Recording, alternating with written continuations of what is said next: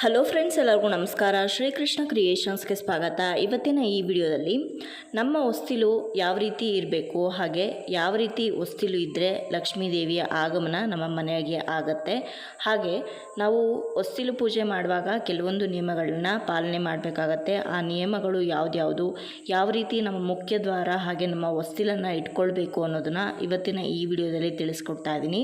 ಹಾಗಾದರೆ ಬನ್ನಿ ಈ ವಿಡಿಯೋನ ಶುರು ಮಾಡೋಣ.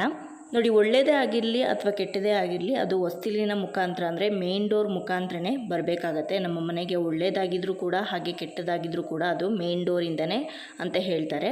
ಹಾಗಾಗಿ ಹೊಸ್ತಿಲು ಅಥವಾ ಮುಖ್ಯ ದ್ವಾರವನ್ನು ನಾವು ಎಷ್ಟು ನೀಟಾಗಿ ಇಟ್ಕೊಳ್ತೀವೋ ಅಷ್ಟು ಒಳ್ಳೆಯದು. ಅದರಲ್ಲೂ ಮುಖ್ಯವಾಗಿ ಹೊಸ್ತಿಲು ಹಾಗೆ ಮೇನ್ ಡೋರ್ ಕಳೆಕಳೆಯಾಗಿ ಇರಬೇಕು, ಯಾವಾಗಲೂ ಕೂಡ ನೀಟಾಗಿ ಇರಬೇಕಾಗತ್ತೆ. ಹಾಗಾಗಿ ಹೊಸ್ತಿಲನ್ನು ಪ್ರತಿನಿತ್ಯ ಪೂಜೆ ಮಾಡೋದು ತುಂಬಾ ಮುಖ್ಯ.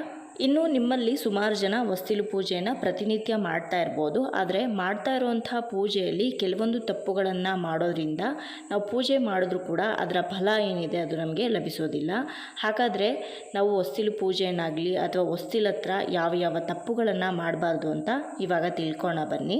ಮೊದಲನೇದಾಗಿ ಹೊಸ್ತಿಲನ್ನು ನಾವು ಲಕ್ಷ್ಮಿಯ ಸ್ವರೂಪ ಅಥವಾ ಪಾರ್ವತಿ ದೇವಿಯ ವಾಸಸ್ಥಾನ ಅಂತ ಕರಿತೀವಿ. ಹಾಗಾಗಿ ಹೊಸ್ತಿಲನ್ನು ಯಾವುದೇ ಕಾರಣಕ್ಕೂ ತುಳಿಯೋದಾಗಲಿ ಅಥವಾ ಅದ್ರ ಮೇಲೆ ನಿಂತ್ಕೊಂಡು ಮಾತಾಡೋದಾಗಲಿ, ಒಂದು ಕಾಲು ಒಳಗಡೆ ಒಂದು ಕಾಲು ಈಚೆ ಇಟ್ಕೊಂಡು ಮಾತಾಡೋ ಅಂಥದ್ದು ಈ ಥರ ಎಲ್ಲ ಮಾಡಬಾರ್ದು. ಹಾಗೆ ಅದನ್ನು ಆದಷ್ಟು ನೀಟಾಗಿ ಇಟ್ಕೊಳ್ಬೇಕು. ಇನ್ನು ಹೊಸ್ತಿಲನ್ನು ಒರೆಸೋದಕ್ಕೆ ಸಪರೇಟಾಗಿ ದೇವರ ಬಟ್ಟೆಯನ್ನು ನಾವು ಇಟ್ಟಿರಬೇಕು. ಅದಕ್ಕೆ ಅಂತಲೇ ಸಪ್ರೇಟಾಗಿ ಒಂದು ಬಟ್ಟೆಯನ್ನು ಬಳಸಬೇಕು. ನಾವು ಅಡುಗೆ ಮನೆಯಲ್ಲಿ ಅಥವಾ ಮನೆ ಕ್ಲೀನ್ ಮಾಡೋದಕ್ಕೆ ಅಂತ ಬಳಸುವಂತಹ ಬಟ್ಟೆಯಲ್ಲೇ ನೀವು ಹೊಸ್ತಿಲನ್ನು ಯಾವುದೇ ಕಾರಣಕ್ಕೂ ಕ್ಲೀನ್ ಮಾಡ್ಕೊಳ್ಬಾರ್ದು. ಇನ್ನು ಹೊಸ್ತಿಲನ್ನು ನೀಟಾಗಿ ತೊಳಿಬೇಕು. ತೊಳೆಯೋದಕ್ಕೆ ನಾವು ಪ್ಲಾಸ್ಟಿಕ್ ಮಗ್ಗು, ಟಬ್ಬು ಅದನ್ನೆಲ್ಲ ನಾವು ಟಾಯ್ಲೆಟಲ್ಲಿ ಯೂಸ್ ಮಾಡೋ ಅಂಥದ್ದನ್ನೇ ಮಾಡಬಾರ್ದು.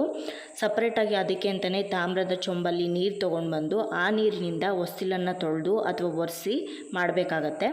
ಹೊಸ್ತಿಲನ್ನು ತೊಳೆದ ಮೇಲೆ ನೀಟಾಗಿ ಒಂದು ಶುಭ್ರವಾಗಿರುವಂತಹ ಬಟ್ಟೆಯಲ್ಲಿ ಒರೆಸಿದ ನಂತರ ಮೊದಲು ಅರಿಶಿಣವನ್ನು ಹಚ್ಚಬೇಕು. ಅರಿಶಿಣವನ್ನು ಪೂರ್ತಿ ಹೊಸ್ತಿಲಿಗೆ ಹಚ್ಚಬೇಕಾಗತ್ತೆ. ಹಿಂಬದಿ ಅಂದರೆ ಹಿಂದೆ ಕೂಡ ಒಂದು ಅರಿಶಿಣವನ್ನು ಹಚ್ಚೋದು ಒಳ್ಳೆಯದು ಅಂತ ಹೇಳ್ತಾರೆ. ಅರಿಶಿಣವನ್ನು ಹಚ್ಚಿದ ನಂತರ ಮುಖ್ಯವಾಗಿ ಎಲ್ಲೆಲ್ಲಿ ನಾವು ಅರಿಶಿಣ ಕುಂಕುಮನ ಇಡಬೇಕೋ ಆ ಕಡೆ ಅರಿಶಿಣ ಕುಂಕುಮವನ್ನು ಇಡಬೇಕಾಗತ್ತೆ. ಅರಿಶಿಣ ಕುಂಕುಮವನ್ನು ಇಟ್ಟ ನಂತರ ರಂಗೋಲಿಯನ್ನು ಹಾಕಬೇಕು. ಪ್ರತಿನಿತ್ಯವೂ ಕೂಡ ಯಾವ ರೀತಿ ನಾವು ಅರಿಶಿಣ ಕುಂಕುಮ ಇಡ್ತೀವೋ ಅದೇ ರೀತಿ ಹೊಸ್ತಿಲಿಗೆ ರಂಗೋಲಿ ಹಾಕೋದು ಕೂಡ ತುಂಬ ಒಳ್ಳೆಯದು. ರಂಗೋಲಿಯನ್ನು ಆದಷ್ಟು ಅಕ್ಕಿ ಹಿಟ್ಟಿನಿಂದ ಹಾಕ್ಕೊಂಡ್ರೆ ತುಂಬ ಒಳ್ಳೆಯದು. ಅಕ್ಕಿ ಹಿಟ್ಟನ್ನು ನೀವು ಹಾಗೆ ರಂಗೋಲಿ ಬರೆಯೋದಕ್ಕೆ ಬಳಸ್ಬೋದು, ಅಥವಾ ರಂಗೋಲಿ ಬರೆಯೋದಕ್ಕೆ ಅಂತಲೇ ಅಕ್ಕಿ ಹಿಟ್ಟನ್ನು ಸ್ವಲ್ಪ ನೀರಿನಲ್ಲಿ ಮಿಕ್ಸ್ ಮಾಡಿಕೊಂಡು ಅದರಲ್ಲೂ ಕೂಡ ನೀವು ರಂಗೋಲಿ ಹಾಕ್ಬೋದು.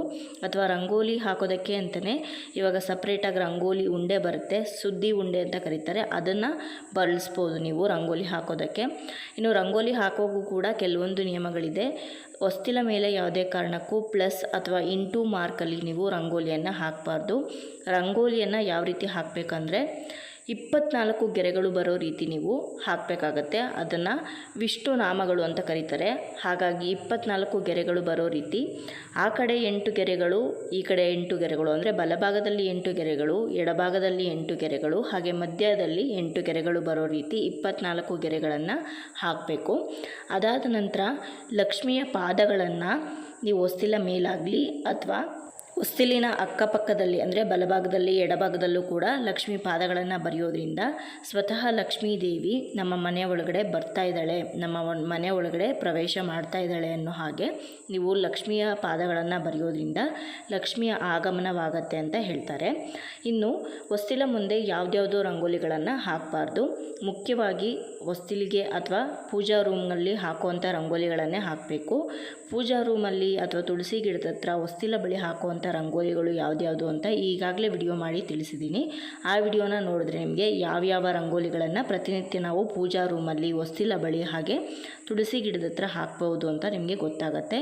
ಅದರಲ್ಲಿ ಮುಖ್ಯವಾದಂಥದ್ದು ಲಕ್ಷ್ಮಿಯ ಪಾದಗಳು, ಹಾಗೆ ಅಷ್ಟದಳ ಪದ್ಮ, ಶಂಖ, ಚಕ್ರ, ನಾಮ, ಚಂದ್ರ, ಸೂರ್ಯ, ನಕ್ಷತ್ರ, ಗದೆ, ತ್ರಿಶೂಲ, ಹಾಗೆ ಸ್ವಸ್ತಿಕ್ ಚಿಹ್ನೆ, ಈ ರೀತಿ ದೇವರಿಗೆ ಸಂಬಂಧಪಟ್ಟಂತಹ ರಂಗೋಲಿಗಳನ್ನೇ ನಾವು ಹೊಸ್ತಿಲ ಬಳಿ ಅಥವಾ ದೇವರ ಮನೆಯಲ್ಲಿ ತುಳಸಿ ಗಿಡದ ಹತ್ರ ಹಾಕೋದು ತುಂಬ ಶ್ರೇಷ್ಠ ಅಂತ ಹೇಳ್ತಾರೆ. ಅದರ ಜೊತೆ ಕಮಲ ಕೂಡ ಲಕ್ಷ್ಮಿಗೆ ಪ್ರಿಯವಾಗಿರುವಂತಹ ರಂಗೋಲಿ. ಹಾಗಾಗಿ ಹೊಸ್ತಿಲ ಬಳಿ ಕಮಲವನ್ನು ಹಾಗೆ ಲಕ್ಷ್ಮಿಯ ಪಾದವನ್ನು ಶಂಖಚಕ್ರ ನಾಮವನ್ನು ಪ್ರತಿನಿತ್ಯ ಬರೆದೇ ಇದ್ರೂ ಶುಕ್ರವಾರ ಮಂಗಳವಾರದ ದಿನ ಬರೆಯೋದು ಅತ್ಯಂತ ಶುಭಕರವಾದಂಥದ್ದು. ಹೊಸ್ತಿಲು ಪೂಜೆ ಮಾಡಬೇಕಲ್ಲ ಅಂತ ಕಾಟಾಚಾರಕ್ಕೆ ಹೇಗೆ ಬೇಕೋ ಹಾಗೆ ಮನಸ್ಸಿಗೆ ಬಂದಿದ್ದ ರಂಗೋಲಿಗಳನ್ನು ಹಾಕಿದ್ರೆ ನೀವು ಮಾಡಿ ಕೂಡ ಅಂದರೆ ಪೂಜೆ ಮಾಡಿದ್ರೂ ಕೂಡ ರಂಗೋಲಿ ಹಾಕಿದ್ರೂ ಕೂಡ ಅದರ ಫಲಗಳು ನಿಮಗೆ ಸಿಕ್ಕೋದಿಲ್ಲ.